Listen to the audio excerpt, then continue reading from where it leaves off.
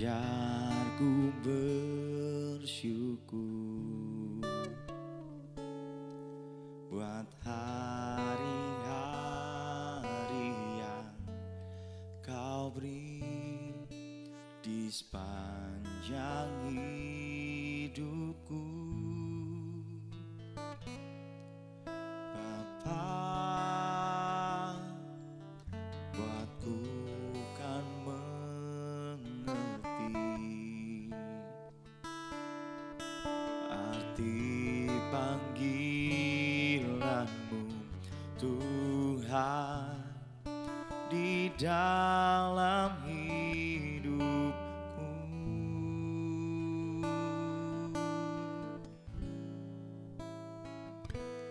Yesus, ajarku tetap setia mengiring Engkau sampai putih rambutku. Bawa aku jadi kepunyaanmu yang berkenan di hatimu.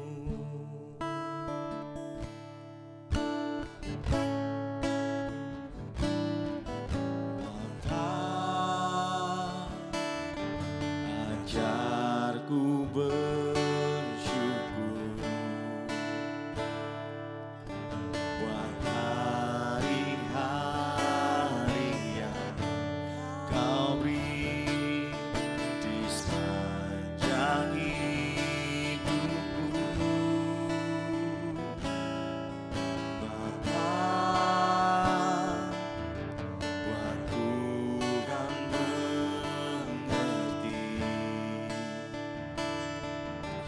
arti panggilanmu Tuhan di dalam hidupku.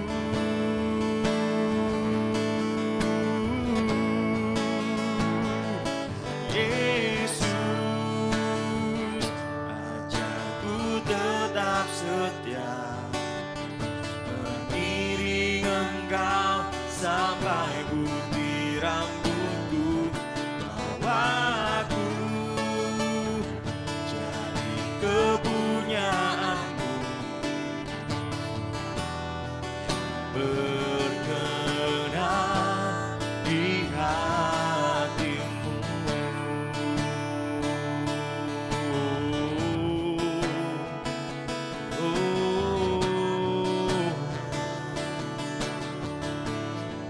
Ajarkanku tetap setia, tetap percaya hanya kepadamu, oh Tuhan. Ajarkanku Tuhan selalu pegang janjimu, karena ku tahu Kau tak tinggalkanku, Kau tak lepaskanku, oh Yesus. Oh, terima kasih.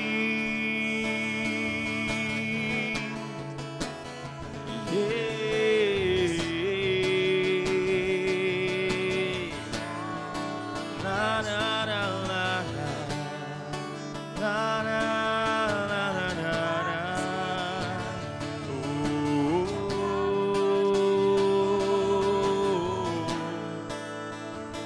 Ku percaya hanya kepadamu Tuhan, ku serahkan segalanya hanya di dalam tanganmu. Kau yang sanggup ajarku setia, ku kekuatan yang baru, oh Yesus.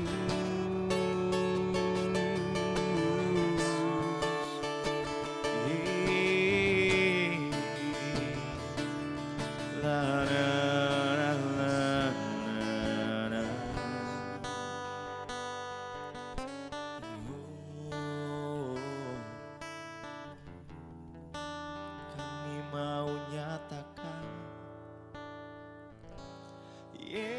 Yesus, ajarku tetap setia, mengiring Engkau sampai putih rambutku.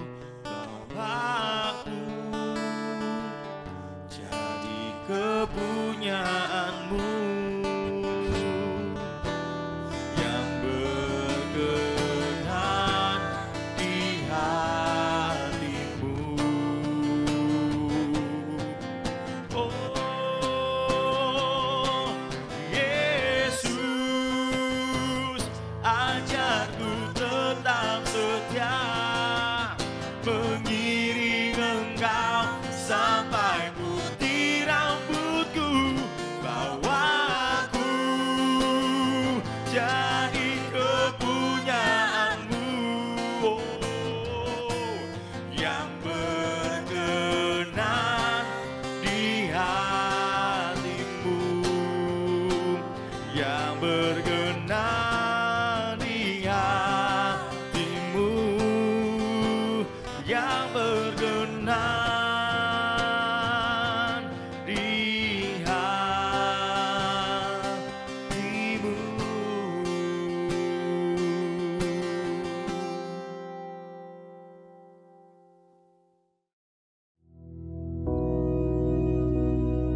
Bapa kami yang di surga, dikuduskanlah namamu, datanglah kerajaan-Mu, jadilah kehendak-Mu di bumi seperti di surga.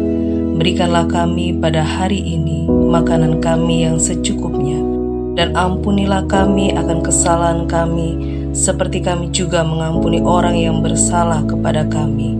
Dan janganlah membawa kami ke dalam pencobaan, tetapi lepaskanlah kami daripada yang jahat. Karena Engkaulah yang empunya kerajaan dan kuasa dan kemuliaan sampai selama-lamanya. Amin.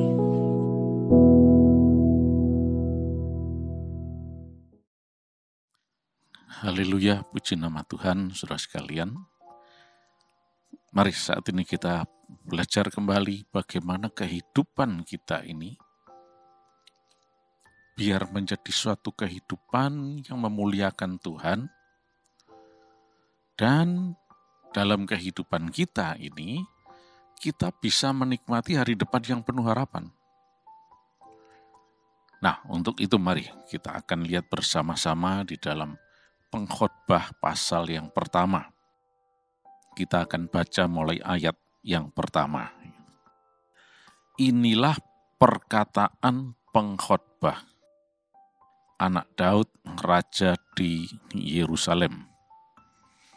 Kesia-siaan belaka, kata pengkhotbah, kesia-siaan belaka, segala sesuatu adalah sia-sia. Apakah gunanya manusia berusaha dengan jerih payah di bawah matahari? Keturunan yang satu pergi dan keturunan yang lain datang, tapi bumi tetap ada. Matahari terbit, matahari terbenam, lalu terburu-buru menuju tempat ia terbit kembali. Angin bertiup ke selatan, lalu berputar ke utara, terus-menerus ia berputar dan dalam putarannya angin itu kembali.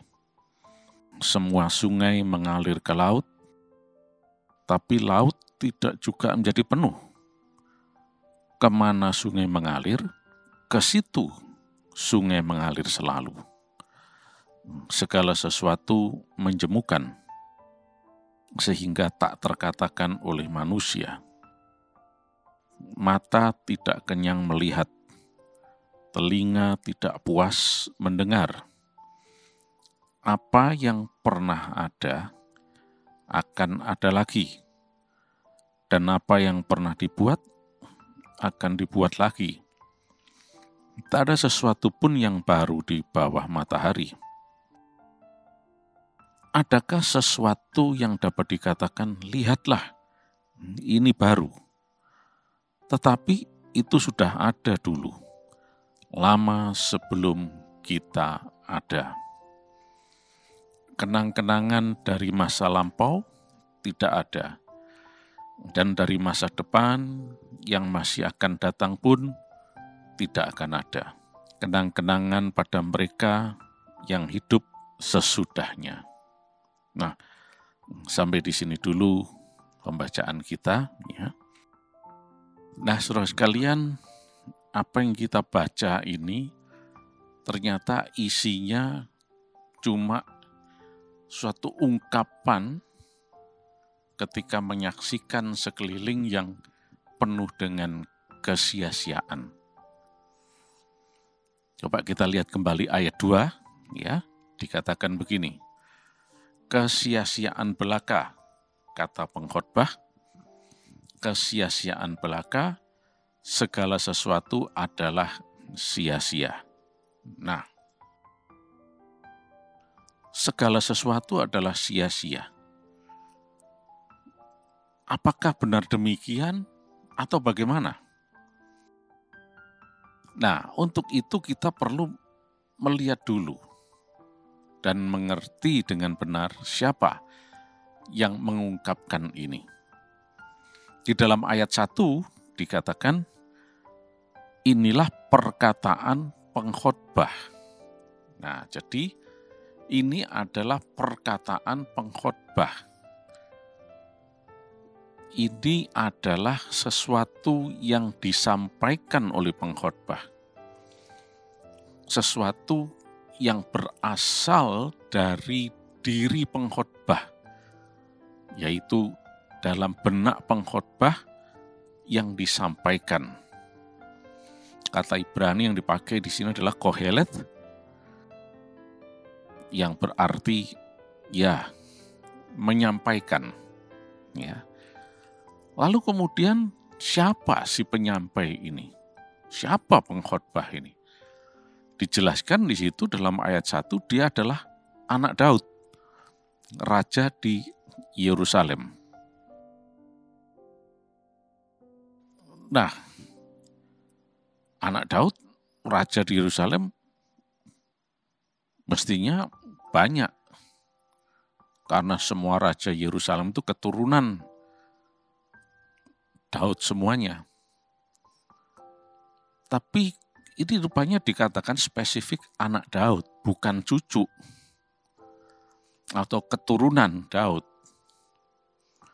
Jadi ini mengarah kepada anak langsung dari Daud yang menjadi raja di Yerusalem. Nah, dalam hal ini tidak lain adalah Salomo yang adalah anak Daud yang menjadi raja. Nah, ini memenuhi kriterianya ini, ya. Kalau anaknya Salomo, mungkin tidak akan ditulis anak Daud, mungkin cucunya Daud yang menjadi raja, ya. Dan selain itu juga kita lihat ungkapan yang ada di sini ini suatu ungkapan yang betul-betul merupakan suatu refleksi dari pemikiran yang mendalam. Bisa dikatakan ini suatu filsafat, ya. Nah, orang yang betul-betul filosofis, filosofia, mengasihi hikmat, sofia, berhikmat, tidak lain ya Salomo sendiri. Jadi dengan demikian kita bisa mendeteksi, ya, bahwa ini kemungkinan besar tidak lain adalah Salomo sendiri, dan bisa dipastikan sebetulnya ini Salomo, ya. Tetapi kenapa dia membuka pembicaraannya, penyampaiannya dengan kata-kata yang menyatakan kesia-siaan belaka, seperti dicatat dalam ayat 2 itu. Segala sesuatu adalah sia-sia. Dia ungkapkan di situ, ya.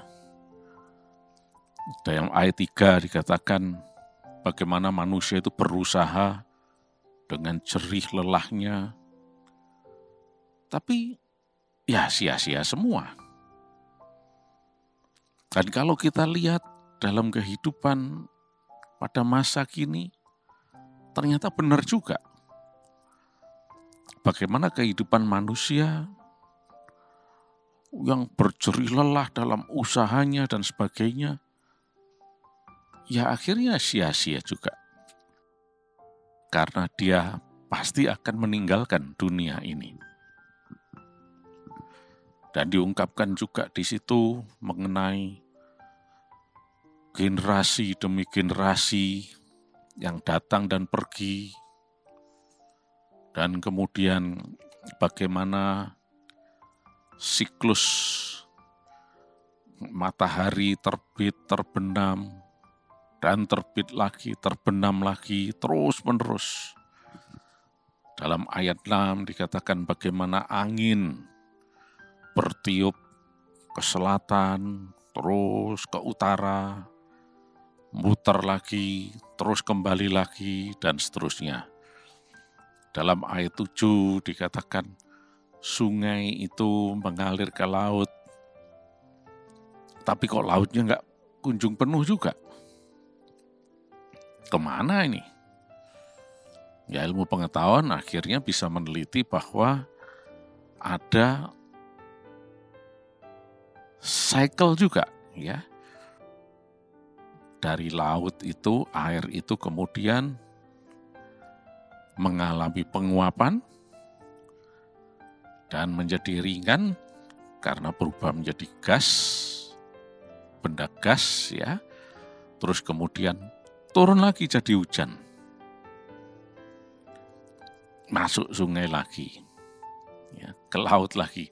Nah, berputar seperti itu, ya. Kemudian dikatakan dalam ayat yang ke-8, ya, segala sesuatu itu sama aja, menjemukan. Manusia melihat sesuatu, tapi tidak pernah kenyang, tidak pernah puas. Melihat itu, sudah lihat ini, kepingin yang itu, kepingin yang ini, kepingin terus. Mendengar ini, kepingin mendengar yang itu, kepingin mendengar yang ini. Terus menerus. Dan dia melihat apa yang pernah ada dulu, pernah dibuat dulu, sekarang ada lagi. Ya, kita lihat dalam kehidupan kita semuanya ini memang nggak ada yang baru, ya. Seperti dikatakan dalam ayat yang ke-10, yang dulu sudah ada, sekarang ada lagi, nggak ada yang baru, ya. Mode pakaian manusia dalam fashionnya itu juga ternyata ya balik mode yang dulu. Mungkin sedikit dimodifikasi dan sebagainya, ya. Jadi di sini kita melihat bagaimana pengkhotbah ini mengungkapkan sesuatu yang sia-sia dalam kehidupan ini. Kembali pertanyaannya, apakah benar demikian? Jawabnya adalah benar ketika pengkhotbah ini mengungkapkan dari keadaan dirinya sendiri. Tapi juga tidak seperti itu, artinya tidak benar seperti itu ketika, nah nanti kita akan bicarakan, ya. Mengapa ini benar terjadi ketika diungkapkan oleh si pengkhotbah dalam kondisinya seperti itu? Kita tahu bahwa Salomo ini diurapi Tuhan luar biasa, dianugerahi dengan hikmat yang istimewa, tapi sayang, dalam perjalanan hidupnya dia kemudian entah gimana memperistri sampai dikatakan 1000 istri, ya, selir-selir dan sebagainya. Dan ini mencondongkan hatinya menjauh dari Tuhan, kepada penyembahan berhala dan sebagainya yang sangat dibenci oleh Tuhan. Nah, karena dia menjauh dari Tuhan, tidak berjalan di jalur rencana Allah atau divine destiny-nya, maka dia menghadapi, melihat, mengalami sesuatu yang seperti yang diungkapkan ini. Sia-sia, menjemukan, dan seterusnya. Tetapi berbeda ketika kehidupan kita itu dipenuhi Roh Kudus. Nah, kuncinya di sini. Karena Allah tidak pernah membuat sesuatu yang menjemukan, yang sia-sia seperti ini. Rencana Allah selalu adalah rencana yang baik, yang menuju kepada hari depan yang penuh harapan, bukan malapetaka. Terjadinya apa yang dialami oleh manusia sebagai bukan hari depan yang penuh harapan, malapetaka, kesulitan, dan seterusnya, itu adalah akibat keluar dari koridor rencana Allah atau divine destiny ini. Karena tidak berjalan menurut pimpinan Roh Kudus. Itulah sebabnya Tuhan mau supaya kita ini penuh Roh Kudus. Fullness of the Spirit itu sangat penting dalam kehidupan kita. Dan kalau kita sungguh-sungguh mau mengikut Yesus, Juru Selamat kita, maka kita harus mau dipimpin Roh Kudus. Sebab kalau kita tidak dipimpin Roh Kudus, ya terus terang dikatakan kita ini bukan anak Allah. Roma 8, ayat yang ke-14. Semua orang yang dipimpin Roh Allah adalah anak Allah. Semua orang yang dipimpin Roh Kudus adalah anak Allah. Jadi kalau kita mengatakan diri kita anak Allah, ya harus mau dipimpin Roh Kudus. Orang yang dipimpin Roh Kudus itu adalah orang yang dipenuhi Roh Kudus, dikontrol, dikendalikan oleh Roh Kudus, dan berjalan di jalur rencana Allah. Nah, dalam kehidupan ini Tuhan tidak pernah menjadikan kita, mendesain kita sesuatu yang sia-sia, tidak ada gunanya, percuma, dan seterusnya. Sama sekali tidak.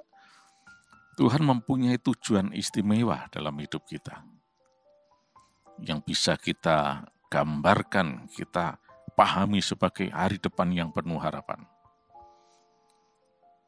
Tetapi kita harus mau dituntun Roh Kudus. Nah, seperti Salomo ini, karena dia tidak dituntun oleh Tuhan, dia melenceng dari jalur yang benar. Akibatnya ya dia melihat sesuatu yang tidak ada hari depan di sana. Sesuatu yang membosankan, sesuatu yang sia-sia dan sebagainya. Justru kalau kita lihat siklus matahari, terbit, kemudian terbenam, terbit lagi. Wah, ini kita harus bersyukur sama Tuhan. Andai kata matahari terbit terus terbenam, tidak terbit lagi. Wah, masalah besar. Tapi kita bersyukur matahari terbit, terbenam, terbit lagi, terbenam lagi, terbit lagi. Wah, ini merupakan sesuatu yang membuat kita seharusnya bersyukur kepada Tuhan karena itu. Tapi bagi orang yang tidak dipimpin Roh Kudus, itu kelihatan membosankan, sia-sia. Kehidupan kita ini tidak lama. Kita ini dalam perjalanan saja. Nanti pada saatnya akan berakhir, di mana kita harus berjumpa dengan Juru Selamat. Tetapi perjumpaan dengan Yesus, Sang Juru Selamat itu nanti, Tuhan Yesus, itu masih dua pilihan, selamat atau tidak. Oleh karena itu, yang terpenting saat ini, mari hidup dipenuhi Roh Kudus, dipimpin Roh Kudus, maka seluruh perjalanan kita ini tidak sia-sia. Menuju hari depan yang penuh harapan. Dan nanti pada saat finish, kita akan tinggal bersama Yesus, kekal sampai selama-lamanya.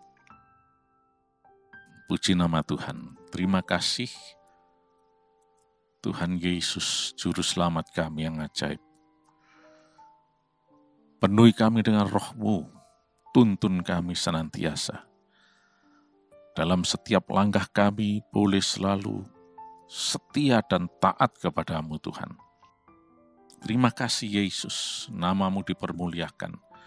Sepanjang hari ini kami sehat, kami diberkati berkelimpahan, dan kami boleh selalu menyenangkan Engkau Tuhan. Dalam nama Tuhan Yesus Kristus. Amin.